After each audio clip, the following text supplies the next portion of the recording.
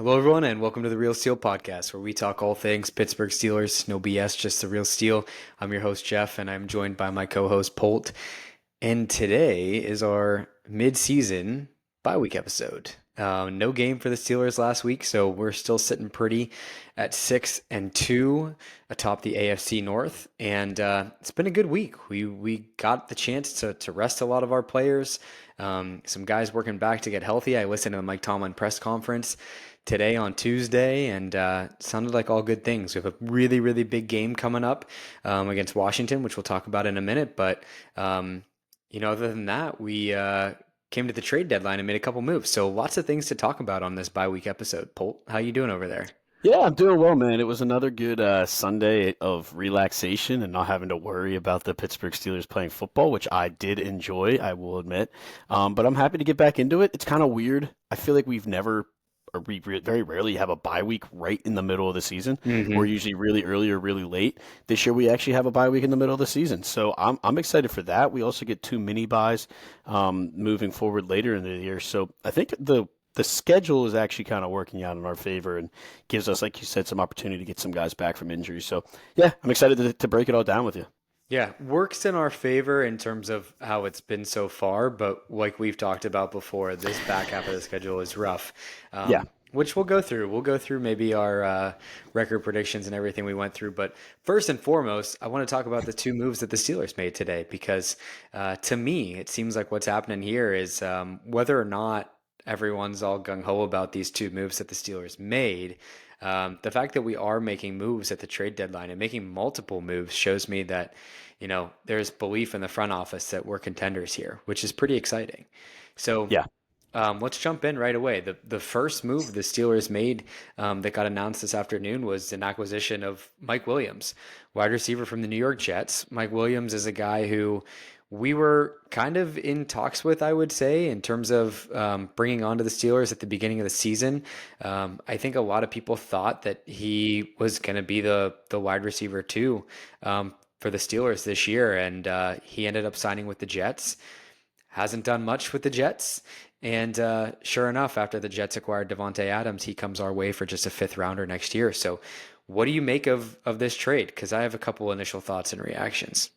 Yeah, I mean, to your point, I think it's worth mentioning that it kind of seemed like in the middle of the whole Brandon Ayuk saga during the offseason, that it seemed like Mike Williams was their plan to get as a number two receiver. And then he did that weird thing where he went to the Jets facility before coming to ours.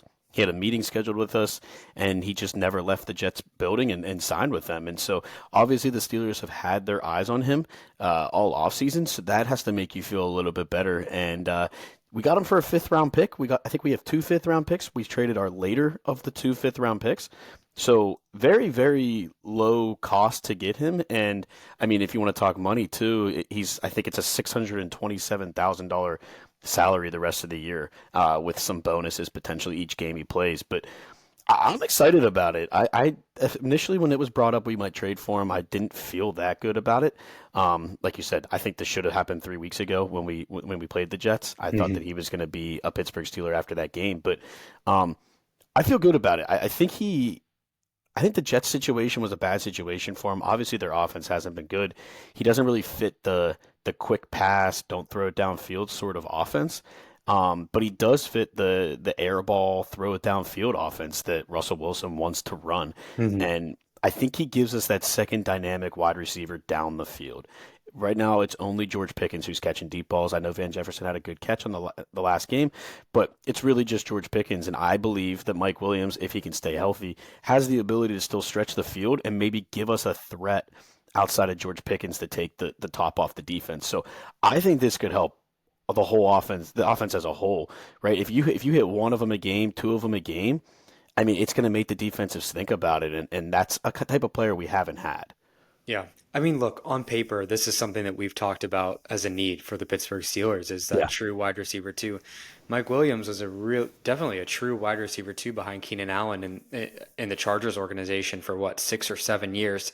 yeah, If you want to talk stats, Mike Williams almost 100 career games, 97 career games, and almost 5,000 career yards, 4,972. 31 touchdowns, utilized very minimally in the run game in LA, but overall, I mean, he really does bring a presence, and you want to talk about how big he is. He's 6'4", 218 or 220 pounds. So he really does bring a big presence to this offense. And, you know, say what you want about how he struggled this year with the New York Jets in the front half of the season. But again, to me, this is everything we've really been asking for as as a Steelers organization or as a fan base. And so I think this really could pan out to be a really positive acquisition. We just got to wait and see, but I think certainly it's an upgrade over Van Jefferson right now. Yeah, and I mean that's all great points. And if you think about it too, from this perspective, now it just pushes Van Jefferson to maybe the fourth receiver, and Scotty Miller to that kind of receiver too, where he's not maybe asked to do as much, and that can help us. It just from a depth piece, it helps too. But if you want to talk about, I mean, stats, I'm glad you started bringing those up. This guy, like I said, I mean, everything I'm saying, he backs up. His yard per reception, the numbers are crazy. He's only one time in his career, his rookie year, had a yards per reception under 13. Wow.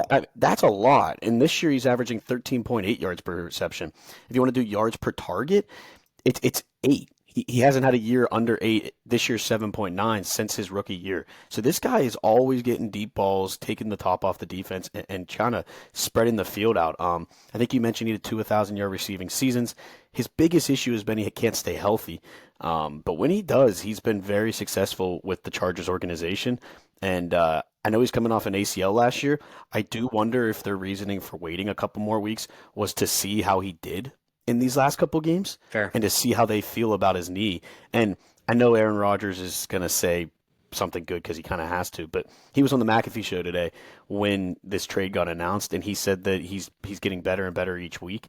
And I don't know if he's just blowing smoke because obviously their relationship wasn't that good, but it does make you feel better about the acquisition. Maybe that knee is starting to come together. We're now 9 weeks into the year, and maybe his knee's starting to heal. So I'm excited.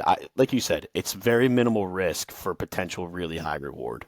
Yeah, I mean, I'm on the same page. So let's see what happens. You know, I don't know how much he's going to be fully integrated against this upcoming game against the Commanders. That's a pretty short timeline. But, you know, maybe we see him on the field for a few snaps.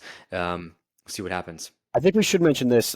We are kind of speaking very positively. I don't know if this is a gigantic needle mover for the team, but I do think it's a positive. Yeah, no, I think I we mean, both agree. I think that's a really good point to bring up too. It's a net positive. It's not the Chiefs bringing in, DeAndre Hopkins, who's Right. absolutely, showing up in their game and going bonkers. But Yeah.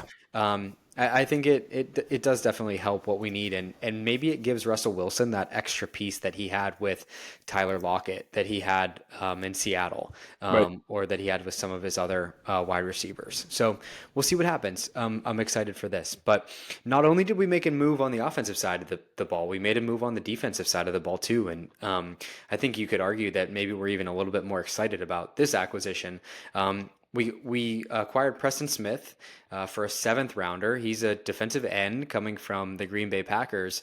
And this is a guy who's been in the league for, gosh, maybe 9 years or so now, since 2015, I think. And This is his 10th. Yep. 10th year. And he's got almost 70 career sacks. So he's you could say maybe not playing as well this year, but definitely a proven defender. I believe previously in his career, he kind of played a little bit more type of hybrid linebacker, defensive end type position with the Washington Commanders, and then kind of moved over to the Green Bay Packers in 2019. But what excites you about Preston Smith, Polt? Yeah, this was to me, I think the word I would use was shocking. Actually, when you texted me about this, I was like, "Oh, who did he get traded to?" Oh no, it was the Pittsburgh Steelers he got traded to, which is not at all what I was expecting. But like you said, I'm very excited about it. Again, you could say that yeah, he's had a down year this year in 9 games. He has 2.5 sacks, but it does look like they're calling him a defensive lineman this year. He's definitely more of an edge rusher and has been for most of his career, at least through his last couple years where he had 8 sacks, 8.5, 9, 4, 12. I mean, this guy has some pretty good sack numbers, and He's 32 years old. He is coming with a couple big cap hits next year, in the next 2 years at 12 and 12.6, which I'm sure the Steelers could probably get out of if they wanted. But Yeah. I love this. I've always liked Preston Smith. I think he's a really good player.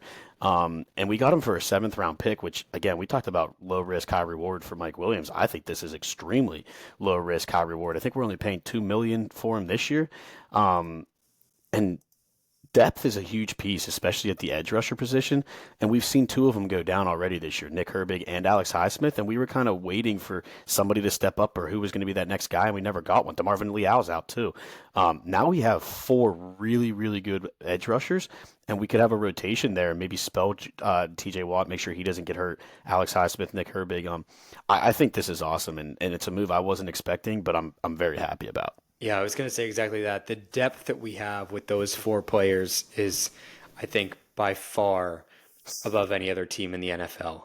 Yeah. Now bringing in Preston Smith. I mean, you went through his stats, but I think notable to me, the last 3 seasons prior to this year, 8+ sacks in all those years. And he did have a double-digit sack season in 2019. So this is a proven player. And I think, not having as great of a year in Green Bay, but maybe a system change is going to be a little bit helpful for him. And gosh, who would not want to come and play with TJ Watt and Alex Highsmith, probably the best edge rushing duo in the NFL. So I think this is a huge acquisition for us. And this, I would say, could be a needle mover. I agree, and you're right. I mean, that's a great point about a change of scenery. This year in Green Bay, they do have a different defensive coordinator that they haven't had the last couple of years. And maybe, I mean, he started all 9 games, but maybe he just wasn't a scheme fit for them. Maybe they were playing him a little bit out of position. Now he gets to come to Pittsburgh. He's not even going to be a starter. He gets to be a second wave of player. Be probably more fresh and just be able to get after the passer. I mean, I think this might be a dream scenario for him and the Steelers, and a 7th round pick. I mean, I know we've done well in drafts recently, but it's kind of a coin toss when you get to the rounds 5, 6, 7, in my opinion. And to get a formidable guy like this, a 10-year veteran that has had 8+ sacks, I mean, I think it's an awesome get. Can't beat it. Okay. And you actually also, sorry, I just thought about this.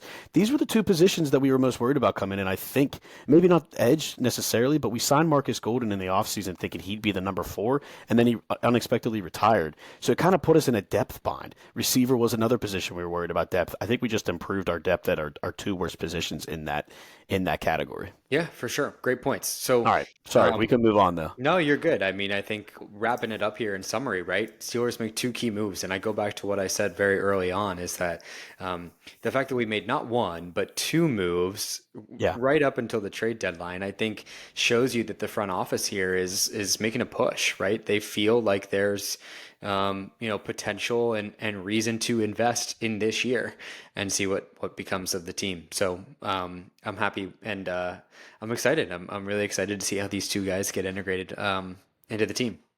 Yeah, me too. And I think before we move from the trade deadline, we need to shift it a little bit. I think it is worth noting that we just came off our bye and we only traded for 2 guys. But in my opinion, I think this trade deadline also needs to take into account what you said you heard from Mike Thomas' press conference, the guys that might be coming back. We have a slew of players that might be making their return, and I think that is just as valuable to us as these 2 guys coming into the building. We're talking Corey Trice, Nick Herbig, Cordero Patterson, Zach Frazier, Tyler Matakevich, Cam Sutton, right. I mean, these are guys that have been out for various reasons, and to have them back, I think, is also going to be a huge boost to this team. For sure. On my list of things to talk about, and you covered it right away. So good stuff leading into this next game. Before we do get to that, I think maybe it's worth, after 9 weeks of play, right? 8 weeks of play for the Steelers plus a bye. Yeah. Let's go through some of our our predictions for the first half of the season, and maybe in terms of who we gave the most balls to, and I don't know how things look there. What do you think?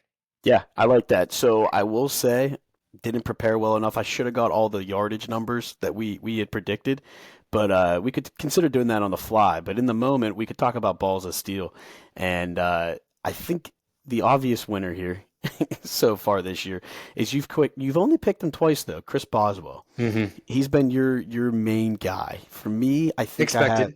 I mean, that's pretty expected. For me, I think I've been I've spread it around a lot, but I did pick Calvin Austin twice, Okay. and T.J. Watt twice. Okay. Now TJ I think was an honorary mention, but so those are our big balls of steel guys. Jagoffs. Um, I think we've both given it to Mike Tomlin. How Uh, many times have you gone outside the organization is probably my biggest question. I did Kirk Cousins in week 1, Sean Payton in week 2, and then Devontae Adams in week 7, and Jermaine Illuminor in week 8. So half of the weeks. Okay. And Well, then you didn't like my other ones either. Well, I did like Van Jefferson, Mike Tomlin, the defense. You didn't like that one against the Colts and Pat Meyer. So, uh, yeah, you've only gone outside the organization once. You've only done the officials once, week and then one, you I think, right? week 1, and Yeah. then you did Darnell Washington play action pass in the flat for week 7. Other than that, you've picked. Oh, and you did a Najee Harris toss And the play. toss plays. Yeah. Yeah. Some play calling there. So I feel like you need to step up your creativity and Okay. come up with some better Okay. ones. I'll step up my creativity if you actually give a jag off to someone within the organization. Yeah, I can't agree to that. All right. Well, we'll work on that.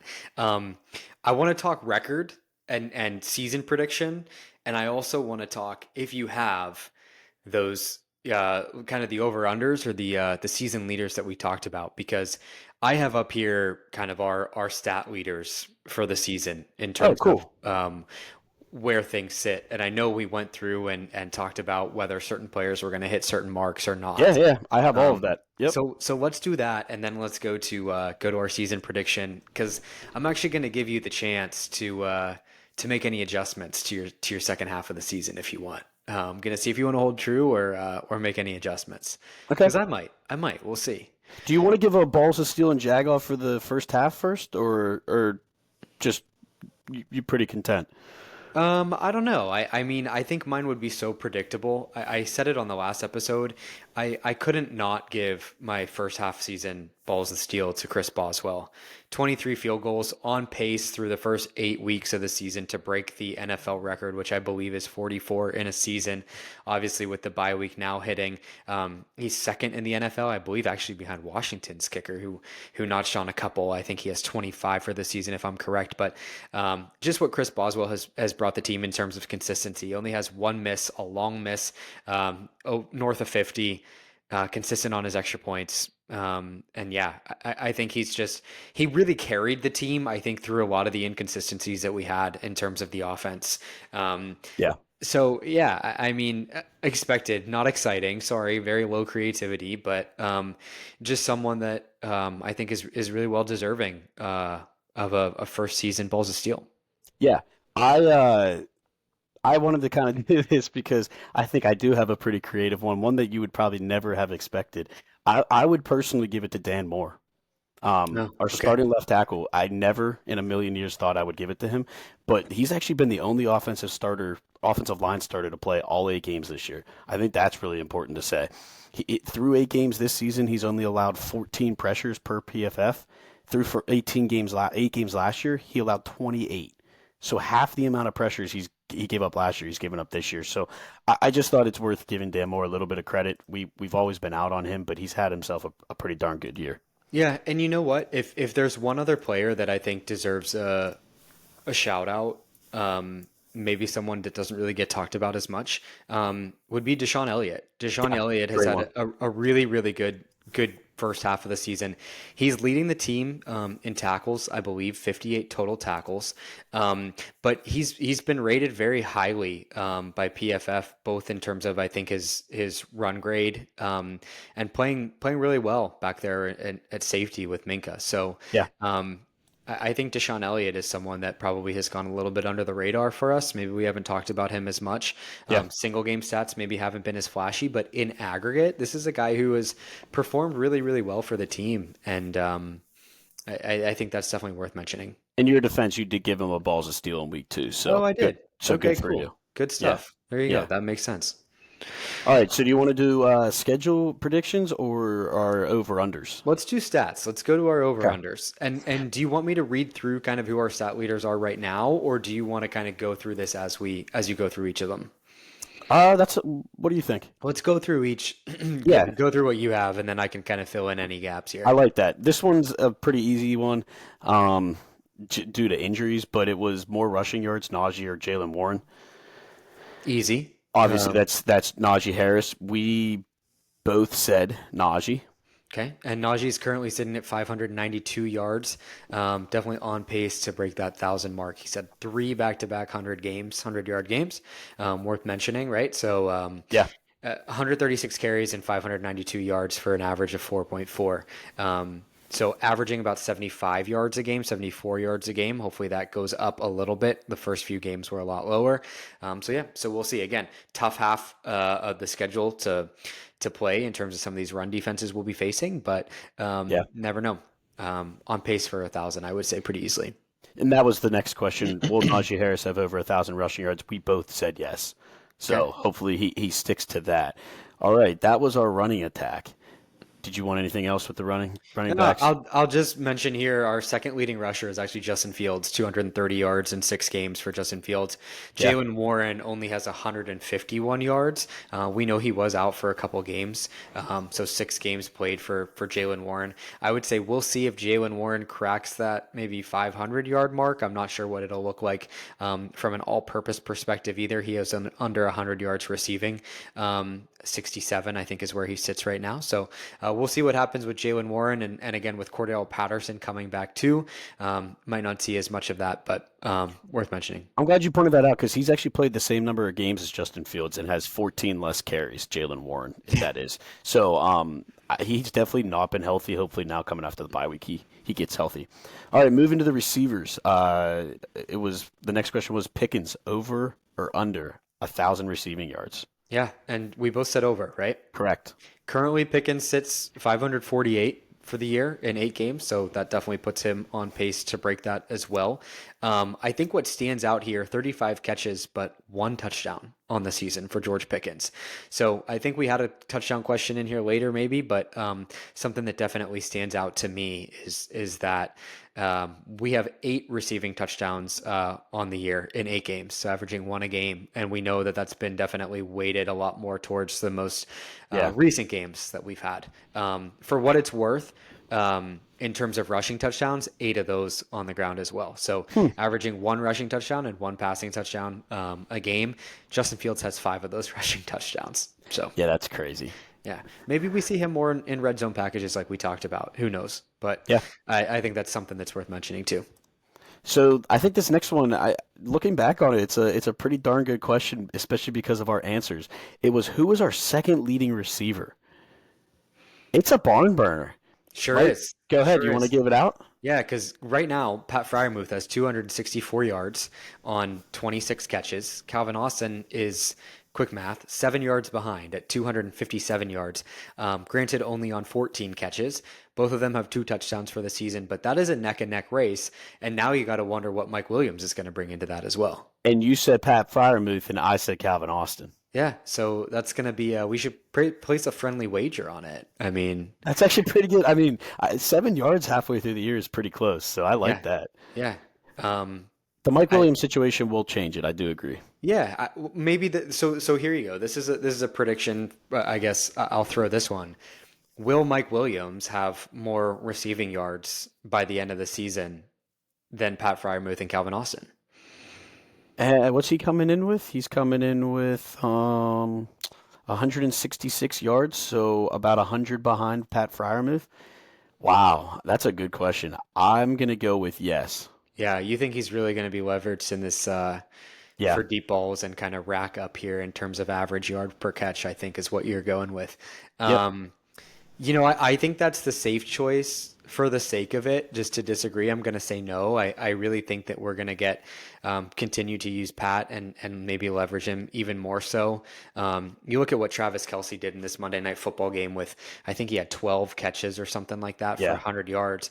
And I feel like this is something that we could be doing with Pat Fryermuth, especially when now we're going to have to defenses are going to have to pay more attention to a guy like Mike Williams. So maybe that opens up Pat Fryermuth a little bit. I think the volume might be more so driven towards Pat than it would be towards Mike Williams. Like I would anticipate that the number of catches is going to be more towards Pat's side than Mike Williams. But yards, Mike Williams might edge it out, but we'll see.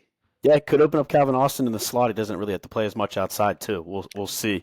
The next one is an interesting one. We just said that the second leading receiver is Pat Freiermuth at 264. My question was, is anyone not named George Pickens going to have over 650 receiving yards? Yeah, that's It's a really not good looking question. good. Did we say yes or no? You said yes, I said no. Okay, yeah, it's definitely not looking good, right? It's going to require another 400 yards from either of those guys. But a couple big plays, something like that could happen. Well, and in fairness, where the passing attack looks so much better now. Yeah. I mean, if you were to weight things based on these last two games, right? I think that would be for what it's worth. Let me read you this statistic. Justin Fields has 1,106 passing yards on the season in 6 games. Russell Wow. Wilson has 542 passing yards in 2 games. So Russell Wilson has just very, very slightly under half the passing yards in a third of the games that Justin Fields has played. That's pretty crazy. So that if you look at the trajectory in terms of what's happened there, that could be telling. So I think that's definitely worth mentioning. Okay, speaking of the quarterbacks, good on accident segue there. Over under 20 pass TDs, and I believe we combined the two on this one. We both said over. Oh, okay. Combine Justin Fields and Russell Wilson. We both said over. I feel like we have to combine the two. So yeah. So we're at 8 for the season right now. So we're not on pace. We are at averaging 1 per game. But with that said, Russell Wilson averaging 1.5 per game with 3 touchdown passes in his last 2 games. That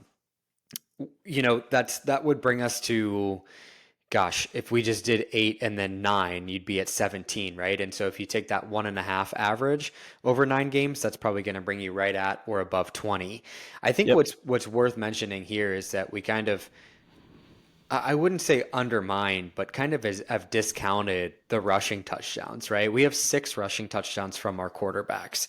So if we look at things from a combined perspective and we were to say, hey, over under 30, that I think had a higher likelihood of hitting, but I still feel good about that 20 over in terms of passing. I think this attack has looked a lot better with Russell Wilson, as we both said. So yeah, I didn't even think about that. That's a great point about the rushing ones.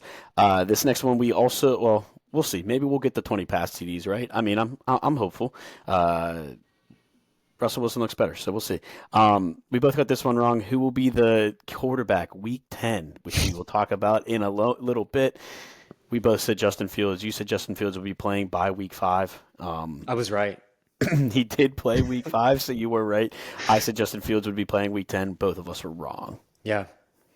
Okay. Anything else you want to add with the offense? No, I think this all looks pretty good. Maybe just for what it's worth here, maybe I can count up the number of receivers that have a target. I think that might be an interesting thing here too. I like 1, that. 2, 3, 4, 5, 6, 7, 8, 9, 10, 11, 12 receivers on the season. As well, if you go ahead and add in Mike Williams, will give us 13. Does your list have Zach Frazier on it? It does, and I didn't count him. Okay, good. I don't know how that happened. Yeah. Okay. All right, we'll move on from that. All right, we're moving to the defense. Right now, the question was over under a top 10 defense in total yards. What do you think we are right now? Total yards allowed. Yep. I would guess we're 15. Offensively, we're 19, so you're close with that. Defensively, in total yards, we are 9th. Oh, okay. So we actually are top 10 in defense and total yards. We both said we would be better, so we are both correct on that so far. Okay. All right, going more into players, back to players. Who will be our tackle leader? Well, Deshaun Elliott right now at 58, close behind Patrick Queen at 55. Minka's the third place right now with 47. I don't remember what either of us said. You said Patrick Queen, Okay. and you guessed 114. Okay. So to be honest with you, I mean, you're kind of right there. You're not Pretty- far off. Pretty good pace. I said, which this one in retrospect looks really bad. I said Landon Roberts, Okay. who is very far down the list. He has not 20 played on as the much season. as I expected. So Yep. that's a bad one for me. Okay, that's fair. We'll see that Patrick Queen, man, that's tracking pretty well. I got to pull out the calculator for this one. 55 divided by 8 is 6.875. So Yeah. let's round up a little bit and let's say 7 per game times 9, 63 plus 55 is 118. You So need six and a half tackles a game. he is on pace for that 114, which is pretty interesting. But for what it's worth, you could argue here, three guys that are on pace for over 100 tackles a season. I Which is don't pretty actually crazy. know if that's something that happens pretty frequently. I'd have to go back and look. I don't think it does. No, I feel like no. Yeah, But and both safeties I think are involved with that, right? they are. Deshaun Elliott and Minka Yep. Fitzpatrick. Yep, one So and three. interesting. Actually, this is interesting to know. Maybe you were about to say this. Peyton Wilson's our fourth leading That's tackler. exactly what I was going to say. Yeah, I think notable to bring up the fact that Peyton Wilson is number 4 with 39. For what it's worth, behind him, three guys tied in fifth. TJ Watt, Cam Hayward, and Joey Porter Jr. all have 33 tackles, but Peyton Wilson is the fourth highest at I just want to 39. say, if you combine Peyton Wilson and Landon Roberts, they'd be leading the team. So That's fair. maybe I should have got a combo deal there. That's fair. All right, moving to the sack category. All right. Over under 15 sacks for TJ Watt. Okay. We both Did said over. We took the over. Okay, Yeah. so TJ at 6.5. He's had a couple games where he's been relatively quiet. I do think that there's, if you extrapolate this forward, 6.5 times 2 is 13, and Yep. add in one more in that last game is 14. That line of 15 is pretty close. I still think there's definitely a multi-sack game or Yeah. or a few left in the season for TJ, and so while he's not quite on that one sack per game pace, I think that if he stays healthy and with this addition of Preston Smith, maybe we do see some jumps up here. You know what this is? Some of these are making me think. Maybe I should change careers and be a bookmaker. These are pretty good lines here. They are good Looking lines. back on it. All right, Yeah. the next two are also sacks, so we can talk a little bit more about that. Obviously, both of them have been plagued by injuries. Our first one being over under 10 sacks for Alex Highsmith. Yep. He's at Who's 3 currently right at now. 3 for the season. Yeah. What did we say to that? I said over, you said under. Okay. Well, I think it's possible still. it definitely is possible, right? He's played 5 games. He has 3 sacks in 5 games. He's healthy now, coming off the bye, right? 9 more Yeah. games. Who knows? 7 sacks in 9 games is not too tall of an order for And a he guy looked like good Alex last week. Highsmith. Yeah, absolutely, he does. And when a team is chipping TJ Watt to the extent that they are, and doubling him or doing whatever it takes, that opens up a lot for a guy like Alex Highsmith. So Yeah. I also want to bring out that our third leader here in terms of sacks, or tied for second, is Cam Hayward, who has 3 on the season. Behind that, Nick Herbig, with 2.5, who also has been out with an injury, coming And that back. was our next question. Over under 7 sacks for Nick Herbig. Okay, I well, said under, you said over. okay, so something there that could potentially change as well. Yeah, we'll see what the Preston Smith pickup does to that and his injury, but I mean, I think that's very much in play to go over too. Yeah, so we have 19 total sacks for the season. Was this one of the questions that you had too? Total sacks? No, Okay. Should we set a line? Should we say over under? We got to be a little bit aggressive here. Like okay. over under 45 sacks for the season. What do you think? How many did you say we have? We have 19 right now. Over under, I would say like 37. Oh, I think that'll hit for sure. I think that's a weak line, to be honest with you. Wait, what'd you say we had 19? We have 19. I think you Oh got to crap! look I at think it I as did we have, I think I did my math wrong. To be honest with you, we have let's one do extra game. 42. Let's Okay. do 42. Okay. Regardless, I'm going to take the over because I think we're going to hit close to 50. Yeah, I'm gonna go over too. I'm gonna be honest. I did screw up the math with 19, so that that is my fault. It's all right. Math is hard. Okay, so you said we have 19 right now. Yeah, 19. All right, cool. I think it's cool, worth mentioning. We have 8 different guys with a sack, including Beanie Bishop with a half a sack. How about it? So that's kind of cool. All right, anything else with sacks? No, good with sacks. All right, we're moving into the defensive backfield. Interception leader. So interception leader right now for the Steelers tied Dante Jackson and Beanie Bishop, both with 3 each. We do have 10 on the season as a team, which seems like a lot. It's a lot more interceptions than I'm remembering. Me too. But if you do the quick math there of Beanie and Dante Jackson having three, that's six. You only need four more, which we have with Deshaun Elliott, Joey Porter Jr., Corey Trice had one, and DeMonte Casey had one as well. Minka here is the silent guy with no turnovers. That's kind of been the story with Minka there.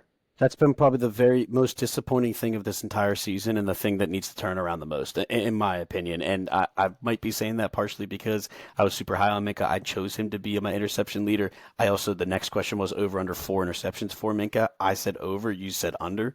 0 interceptions through the first half he's kind of been, I mean, I know he's third in tackles, but he's kind of been non-existent, and he's supposed to be one of our biggest playmakers, especially getting to play supposedly Minka ball again this year, and he just hasn't really been a ball hawk. So hopefully he can turn that around, but we'll see. Hasn't been great in coverage either statistically. I think there might be some element of him getting assigned the guys that get beat and not really having a chance there, but nonetheless. Who did I pick as my interception leader? You said Deshaun Elliott. No kidding. So okay. you still have a chance with that one. All right. Still have a chance. Yeah. No one would have picked Beanie Bishop though. How about that? Do you think Cam Sutton, where do you think he lands on this list? I think maybe Cam Sutton can pick up a couple, but I don't see many more than that. Yeah, I don't either. I think 2 max. Yeah. Did we talk about fumbles at all? We did not. We should have, but we did not. So I think that's interesting, right? We have 9 forced fumbles on the season, one shy of how many interceptions we have. So 19 total team turnovers, 4 of those coming from TJ Watt, which I think is absolutely insane. Deshaun Elliott has a forced fumble. Landon Roberts has one. Nick Herbig, James Pierre, and I think that's it. It didn't sound like I said 5 guys though. You said forced fumble or fumble recoveries? Oh, fumble recoveries. Okay, so maybe that's what we should be looking at. Fumble recoveries, we have 5. Yeah, TJ has 2, Benton has 1, Herbig has 1, and Deshaun Elliott has 1. Yeah. Okay. I'm trying to look up what we had. If you give me maybe a second, if you give me I'm not sure I'm going to be able to find it. I was trying to see how many fumbles we had last year. I feel like we didn't have that much, which is why we didn't put it on here, but I could be wrong. All right. Okay, that was all the defensive questions. Special anything teams, else to add with that? All right, Yeah. yeah, special teams. This first one, maybe I should have said as a team, because it would have been yes, and I would have hit instead of you. But I said, will Cordell Patterson have a return TD? I said yes. You said no. Yeah, and sure enough, we saw Calvin Austin with a return TD. Right. Which was freaking awesome. Yes. And then this kind of isn't great, but it's pretty funny with how close it is. Our only Chris Boswell question, maybe we should have put a point line on him, was longest field goal over under 58.5 yards. Yeah. You said over, I said under. He's at 57 right now. Yeah, and I think it's a bummer because I think given the opportunity, given 3 kicks at 58, I think he makes 2 out of the 3. And you're so mad, and you're so mad that they don't try him. So I think that makes me enjoy this even more. We were in Denver. We played. I feel like we might have played already in a dome this year. I feel like the opportunity has presented itself for Chris Boswell to get a long kick like that, and just hasn't. But he did miss a long field goal, right? Yeah, against the Chargers. Was it like a 60-yarder? It was long. It was really long. It was pretty long, so he did have his opportunity to do it. Let me see if I can find this real quick. And no, it was against the Chargers. Boswell. I don't know which one he missed, but it was close. I think we will have an opportunity for him to do it for you in this second half. We'll figure it out. So let's. 62. It was a 62-yarder. 62. Yep. And I think it was wide. I don't think it was a distance thing. So let's set a question right here. Will Chris Boswell set the record or break the record of 44 kicks made in an NFL season? 44 field goals. That's a record? Yeah, I think it's 44. Boswell. If it's not 44, then I'm on something because I feel like I've been reading that. Is that field goals made? Yeah. What's he at right now?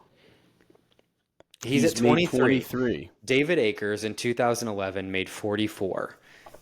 Ironically, or maybe not ironically, is probably not the best word, but second place is two guys tied at 40 made field goals, which I Wow. feel like Boswell will definitely hit.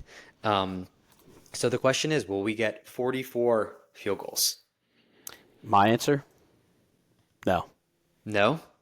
You Nope. think that we're going to get better in the red zone and we're going to get better offensively at converting? Bingo. That's what I'm playing. That's what I'm going with. I think we're going to have a game against the Chiefs or against the Eagles or the Ravens where we see 4 to 5 field goals in one game. I could see And that. so I'm going to stick with this and I'm going to go yeah, mainly because he's been my guy all season. But yeah, I'm going to ride on it. I like that. Yeah, I like that. Those are the other ones I had. Okay. I think we're good. Want to go through the schedule? Yeah, let's go through the schedule really quick and then let's preview this Commanders game. So I just want to bring up that we have 9 games left in the season. 9 games left, starting with next week, which is the Washington game. Then we play 4 divisional games back to back. We play the Ravens, the Browns, the Bengals, the Browns. And then our last 4 games of the season, starting from mid-December towards the end, at Eagles, at Ravens, Chiefs at home on Christmas Day, and then Bengals at home on January 5th. So 6 games against our divisional opponents, and then Yep. Washington, who is 7-2, the Eagles, who are first place in their division, right? Yep. Or no, well, Oh, maybe the tied with Commanders the are, Commanders, but yeah. the Eagles have 6 wins as of right now, and then the Chiefs, who are undefeated on the season. So, I mean, very, very challenging schedule. What did we both say in terms of win-loss? We don't have to go through all of them. Well, just one thing to point out here is just I kind of mentioned this earlier. We will after week 14, that's or week 12. I mean, the end of November, we do get a mini bye because we play Thursday night in Cleveland, and then after week 17, before week 18, we play on Christmas Day, which is a Wednesday. So we get 2 mini buys here later half in the year. So I think that is worth mentioning. Sure, but also worth mentioning is the fact that we play 3 games in a span of 10 days. Yes, So but we do get a December mini bye 15th. afterwards. So Yeah, so December 15th we play in Philly. yep. And then December 21st. So December 15th I think is a Sunday, right? Yeah. And then we play No, that can't be right. What are the We play Saturday, Sunday, Wednesday, or Sunday, Saturday, Wednesday. Okay, yeah, so December 15th. It's a Sunday, and then we Is a play Sunday. Saturday the 21st and Wednesday the 25th. Yeah, so we play 3 games in 10 days, which is going to be rough. Really, Yeah. really rough. Yeah. Like you said, we get that mini bye afterwards, but that's a tall order for these teams, and I don't think anyone has to do anything like that. So, Yeah. All right. So to break down our predictions, my overall prediction was 10-7. Yours was 9-8. But this is a tale of two halves. You and I were very different in the first half. I predicted we'd be 6-2, which we were. I did not pick the losses. Well, I picked one of the losses correctly. You predicted we would be 4-4. With a prediction that Garrett Wilson would have 3 touchdowns against us. He had 0. So your predictions in the first half, positively, were bad. We wanted them to be bad; they were bad. So We we're did say happy to that. hear that. we Right? did say that. In the second half, we have one game incorrectly, and I have us going 4-5, and you have us going 5-4. 5-4. Yeah, so I'm a little bit more optimistic on the back end. I think that's because I said I think we sweep the Ravens twice. You did. Maybe I eat my words there, but I don't know if, I mean, the Browns aren't a good team this year. Divisional games are always challenging. I don't know if we're going to drop a game to the Browns. I would love to see, hey, if we're a good team, we beat a bad team, and maybe we do beat the Browns twice. The Bengals are going to play us well, certainly. I think that could stay in a split. Maybe the Ravens does split. I think we can take one game from them. Feels like we always do. I think a lot comes down to how we start things off with this Commanders game, to be honest with you. Yep, I agree. So I'm gonna stick at what I said with 5-4, and if that holds true, then that puts the Steelers at 11-5, right? Yeah, No, 11-6, 11-5, 17 games, 11-7. 11-6. Wait, 11-6. Wow, our math is bad today. 11-6, and are you going to stick with 4-4? No, if I had to go back, I just kind of did it. I would say we could get 5 wins realistically. Yeah, I mean, I'm just looking at this, right? I think we can win next week. I think we Yeah, can win next week against the Commanders. So that's one. Let's say that we do split the division. That's four right there. And we split all of those games. So there's three other divisional games that are toss-ups, and then we have the Eagles and the Chiefs. I don't think we lose. I don't think we win those games. I don't think we beat the Chiefs, and I don't think we beat the Eagles. Just me personally. I'll let you interject in just a second. But then we have those three other games, and I think realistically we can win at least one of those three games. So that does put me at that 5-4. Um, yeah. I got there same way you did. I said we would beat the Browns twice. Yeah, instead of the Ravens twice. Which Yep. I mean, I think those are feasible outcomes. I just really don't see us in December in Philadelphia beating the Eagles. And I don't see a team beating the Chiefs with the way the NFL looks right now. So um, But they've shocked you this so far this year, so hopefully they sure, can continue to do that. sure have. So okay, all right. Shall we preview this Washington Commanders game? Absolutely. Well, I think the most exciting thing that we should say is that both of us are going to be at this game. And in fact, we're going to go together with my Yep. cousin. So shout out there. Very exciting. Here's what's a little bit scary. The Commanders are 7-2 and they're 4-0 at home. They are Yeah. favored in this game. They are favored, I think, by 3 points right now. Um, and at least what I heard in terms of Mike Tomlin, I believe the Commanders have three turnovers on the season this year in 9 games. That is Three true. turnovers in 9 games. They also have, correct me if I'm wrong, but I think the leading rushing offense, or maybe in terms of rushing touchdowns. Um, They're third in total yards rushing. okay, so like a really, really strong rushing attack, and they're starting to get things going a little bit through the air with Jaden Daniels and particularly getting Terry McLaurin involved. So this is a game I'm really really excited to go to and to be at, and Yeah. I hope the Steelers can come out on top here. Yeah, me too. And so looking at the numbers here, it's kind of interesting. It's it's kind of a tale of the two sides, and I'll go through the commander stats real quick, and then I'll explain what I mean by that. And offensively, they're third in points scored, averaging 29 points per game. That's pretty darn good. Passing, they're 11th, and like you said, they're getting that going. Rushing, they're third in the league with rushing yards, as we talked about. Flip it over to the defensive side, they're giving up the 11th most points in the league at 21 a game. Defensively against the pass, they're fifth, and against the rush, they're 29th. That's where I think this gets interesting. If you compare the two different teams, their defense is better against the pass than it is against the run. Us offensively, we're eighth running the ball, 26th passing. We're a much better running team. So that's a strength on weakness for us. If you flip it to the other side, like we talked about, they're a better running team. Our run defense is fourth in the league, and our pass defense is 21st. So we actually are going strength on strength against them offensively. So you would think by the numbers there, our offense has an advantage over their defense, and our defense is pretty equal with their offense. So I think it'll be interesting. We'll see if it plays out that way, but it is interesting that that's the way that happened. Yeah, very interesting. I don't really know what more to say other than I'm excited to go to my first game of the season, and excited that it'll be with you, and really hope we can pull out a win. This is good stuff. You got a bold prediction? Yeah, I do have a bold prediction. My bold prediction is that this is going to be a tight end breakout game. Um, I'm not going to commit to Pat Fryermuth or Darnell Washington, but I think one of them scores a touchdown, and I think we see 100 receiving yards to our tight ends combined. All right. I like that. I like that a lot. I'm gonna go with I, I think Mike I'm gonna Williams, TD. I thought about that, but that's a bit risky. I was thinking maybe Preston Smith sack. I think I'm going to go with another one. Um, I'm going to go with a Minka Fitzpatrick interception. All right, been Uh, asking for it. that wasn't what I was going to predict, but now I'm thinking that's pretty darn bold, and he's been pretty bad, and we kind of need him to make some plays. It's a rookie quarterback.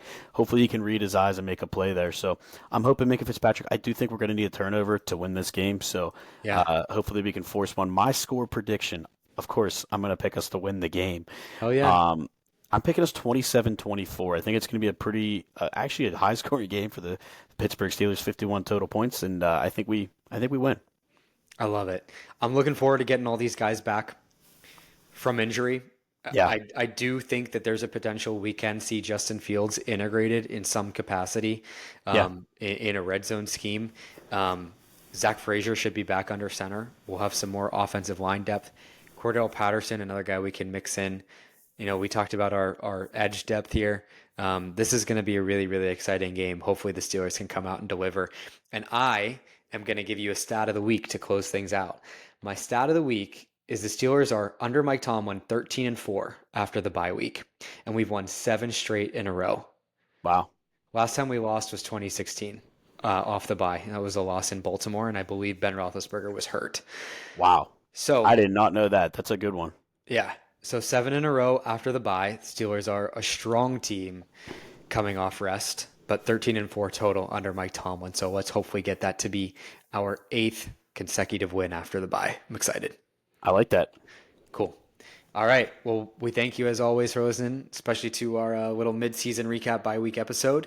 And we'll talk to you guys soon after this Commanders game. Yeah, excited. Have a good one, everybody. Peace.